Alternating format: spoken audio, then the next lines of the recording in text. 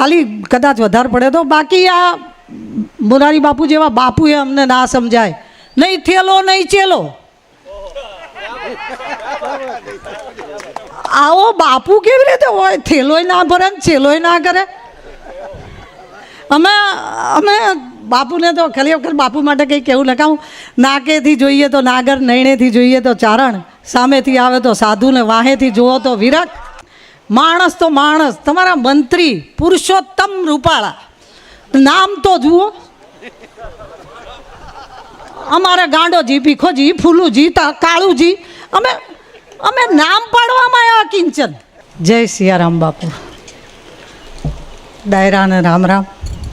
મંચસ્થ પ્રબુદ્ધ નાગરોને જોઈને વૃદ્ધત્વ અથવા તો નિવૃત્તિ પૂરી કરું છું, એટલે એમની હાજરીમાં બોલવામાં જે ભૂલ થાય એ ચલાવી લેજો. ખરેખર રોજ સવારે આમને બેને સાંભળીને દિવસ જાય છે મારો. સાહેબે બધું બહુ વધારે કહી દીધું, પણ હું ખરેખર તો મારો માળો સાચવીને બેઠી હતી. જે દિવસે મારે 2 બાળકો સ્કૂલમાં હતા એ દિવસે 4 બાળકો મારે હતા, એટલે એ સાથે કરેલી સ્કૂલ અત્યારે તો બહુ સરસ કામ કરે છે, પણ હવે સ્કૂલમાં કામ નથી કરતી. ડાયરાને પ્રણામ, નનકુ બાપુને પ્રણામ, મીણબાઈ માને પ્રણામ. મારા માટે આ પહેલી વખતની યાત્રા છે અહીંયા. પહેલાં મારી વાત કરું કે હું નાની નાની વાતો કરું છું એ કરું, પણ ભગત બાપુનું ડાઉં જમણું આંગણું છે એની એક વાત કરું. સૌએ પોતાની રીત પ્રમાણે જિંદગી અજવાળી છે. કોઈએ દીવો બાળ્યો છે તો કોઈએ જાત બાળી છે. ને ભગત બાપુ અને મેઘાણીજી બે આ મહુવાના દરિયા કિનારે વાર્તાઓ શોધવા વિચરે એ વખતે એક માજી વૃદ્ધ હોય ને ઉંમરવાળા ડગુમગુ માથે પથ્થર ઉપાડીને શેઠની હવેલી બને ત્યાં મજૂરી કરે. એટલે મેઘાણીજીથી ના રહેવાય એટલે પૂછે કે માજી આ ઉંમરે મજૂરી કરો છો? દીકરો નથી? એટલે કે દીકરો તો હતો ભાઈ, આ શેઠની જાત લઈને દરિયે ગયો ને પાછો થયો. એ કે શેઠે કંઈ વળતર બળતર આલ્યું કે નહીં? માણિયા હતા ને, કે શેઠે કંઈ વળતર દીધું કે નહીં? એટલે કે માં એનું જાજ પાછું થયું ને હું વળતર માગે. ભગત બાપુ કે લ્યો પૂછો આ બેમાં શેઠ કોણ? ભગત બાપુનું લોહી જેની રગોમાં દોડે છે અને મોરારી બાપુની જે ગળથુથી લે છે એવા સરવા કાનવાળા અને પાતળી જીભવાળા ચારણોએ જ્યારે મેં બોલવાનું ચાલુ કર્યું ત્યારે સૌથી પહેલાં વખાણ કરવાના ચાલુ કર્યા. મેં બોલવાનું ચાલુ નહોતું કર્યું, બોલતી તો હતી હું 30 વર્ષથી. મારા સંતાનોએ 6 મહિનાથી એને ઇન્સ્ટાગ્રામ પર મૂકવાનું કીધું મને કે તું આ રોજે છોકરાઓને રેક્ટ નામની એક સંસ્થા છે જ્યાં ગરીબોના બાળકો પોલીસની તલાટીની એવી પરીક્ષા આપવા માટે સૌરાષ્ટ્રના 250 દીકરાઓ ત્યાં મફત ભણાવીએ છીએ. અને મારી ઓળખાણ પહેલાં ના આપું ને પહેલાં એક સાધુની વાત મને જે ગમે છે એ કહું તો, એક દરિયા કિનારે બહુ સરસ વેપાર ચાલતો હોય એવો જગડુશા શેઠ જેવો શેઠિયો હોય અને એના વાણ દરિયે વણ જ કરતા હોય. એટલે એને ખબર પડે કે દરિયા કિનારે સૌથી વધારે તકલીફ દરિયાની મધ દરિયે પાણી ખૂટે, અનાજ ખૂટે, બળતણ ખૂટે, દવા ખૂટે તો જહાજ હેરાન થાય છે. એટલે એમણે એવું નક્કી કર્યું કે હું એક સહારા નામનું જહાજ ફરતું કરીશ અને એ જહાજમાં બધી જ જીવનની રસ્તાની જરૂરી વસ્તુઓ છે. એના ઉપર એણે એક ભગવી ધજા લહેરાઈ, ધજા ઉપર સહારો લખ્યું અને કોઈ પણ જહાજને કંઈ પણ વસ્તુ ખૂટે એટલે થોડાક જ મહિનામાં બધા જહાજને ખબર પડી ગઈ કે આ સહારાનું જહાજ છે. બધાય પોતે કોઈ પણ વસ્તુની અગવડ હોય ત્યારે ત્યાં આવે અને એ જહાજમાંથી એમને જરૂરી વસ્તુઓ મળે. એક વખત ચાંચિયાઓ જહાજ લૂંટવા આવ્યા ને એટલે એક જહાજ લૂંટી કાઢ્યું. હવે સહારાનું જહાજ લૂંટાય તો વાંધો નહીં, એ ધજા લૂંટી લીધી અને ધજા પોતાના જહાજ ઉપર ફરકાઈ એટલે હવે એમને કોઈ જહાજ શોધવા જવાનું નહીં. બધા જહાજ એ સહારાની ધજા જોઈને સામેથી એમની જોડે આવે અને બેઠા બેઠા લૂંટે. સાચું જહાજ તો ફરે છે. જીવન દરિયાએ આ સંસાર સાગરમાં જહાજ લઈને ફરતા આજના આપણા મનુષ્યોની આજે ધર્મ સંસ્થાઓ બાબતે આ જ દશા છે. આ જ દશા છે કે ચાંચિયાઓના હાથમાં ધજા જતી રહી છે અને માણસ માણસ શાંતિ લેવા, માણસ પ્રેમ લેવા, જ્ઞાન લેવા, માણસ ધજા જોઈને જાય છે, અંદર ચાંચીઓ બેઠો છે ખબર નથી.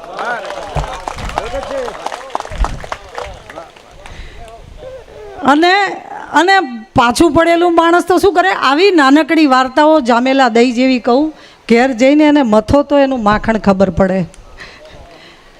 બીજી એક નાનકડી વાર્તા છે મારી પાસે, બાપુને લગતી છે, પણ હવે પહેલાં હું મારી ઓળખાણ આપી દઉં. હું જાતે રબારી છું. મારું વતન ઉત્તર ગુજરાત છે. પીત ફાડીને ઉગેલા પીપળા છીએ અમે. ગઢવી, ભરવાડ, રબારી અમે પીત પાડીને ઉગ્યા છીએ. અમે કોઈના ક્યારામાં રોપાયા નથી. મોટા ભાગના અમે અમારી પહેલી ભણેલી પેઢી છીએ. મોટા ભાગના અમારા બાપના અંગૂઠા ઉપર અમારા સર્ટિફિકેટ બનેલા છે. અને આજે તો મને એ વાતનો હરખ છે કે હિમાલય જેવડા દેખાતા બાપુની સામે મને બે શબ્દ બોલવાનો મોકો મળ્યો. હું નનકુ બાપુને અંતરથી પ્રણામ કરું. મારું ઉત્તર ગુજરાત વતન છે ને, જેમ હું અહીંયા પહેલી વાર આવી છું, તમે ત્યાં 3 મહિના રહો ને તો તમને ખબર પડે કે અમે કેમ ધપાવીએ છીએ. નહીં ગરવો ગિરનાર, નહીં નમણી કરનાર, નહીં દરિયો, નહીં કેરીઓ. ભગત બાપુ, મેઘાણી બાપુ, ગાંધી બાપુ, બાપુ બધાય તમારા.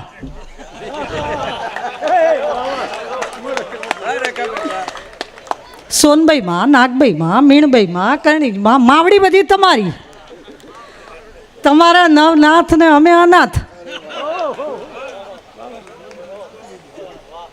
ખરેખર ખરેખર તમે ત્યાં 3 મહિના આવો, આમ પસાર ના થઈ જશો. જગત ચાક બહાર ફરે છે ને એ, અને જગત ચાર જે અહીંયા ફરે છે ને એ બેયનો ચાક ફેરવનારી અંબા મારા ત્યાં બેઠી, એટલે અમારું ના કર્યું. અને તમે આંટો દેવા આવો, નહીં તો તમે ગાંધીનગર ના વટો. નહીં અમારા ડાઈ ગીર, નહીં ગાડી ગીર. તમે ગીરને ગાડી કહો એટલે તો અમને આંખમાં પાણી આવી જાય. તમારે હાવજના ડાયરા, અમારે માણસના નહીં.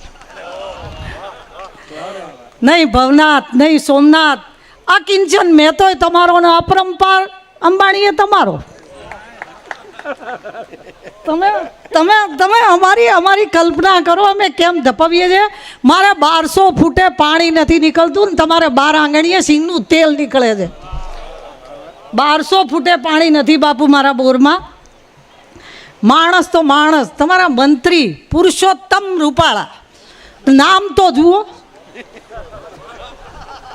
અમારે ગાંડોજી, ભીખોજી, ફૂલુજી, કાળુજી, અમે નામ પાડવામાં આવ્યા કિંચન. અમે બીજું કાંઈ નથી શીખવ્યું. અમારા 10 વર્ષના છોકરાને જૂના સ્લીપર 20 રૂપિયામાં વેચતા શીખવી દઈએ. જૂના સ્લીપર હોય તો અમારો દીકરો 20 રૂપિયામાં વેચી આવે. અમે દાન બહુ નથી શીખવતા, કારણ કે માલો મલક ટેક્સ ભરે છે.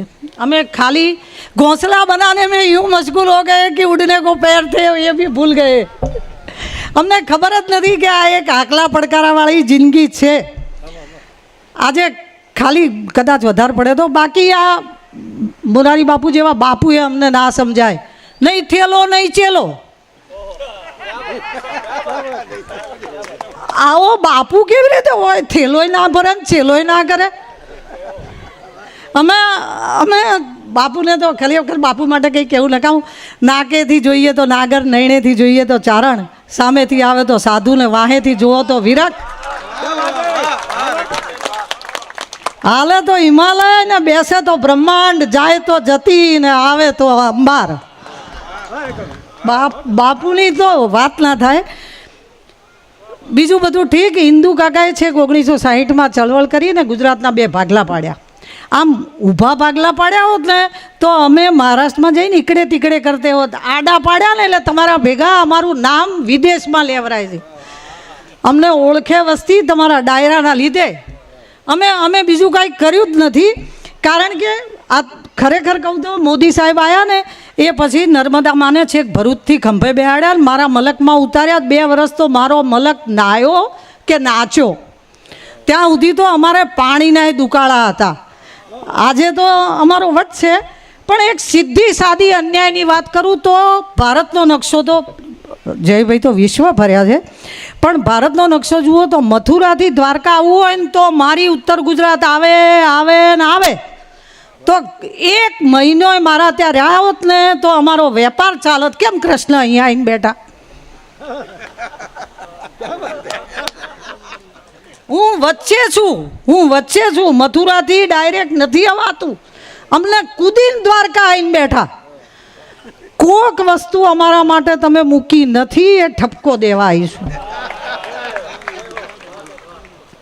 125 વર્ષ જીવે.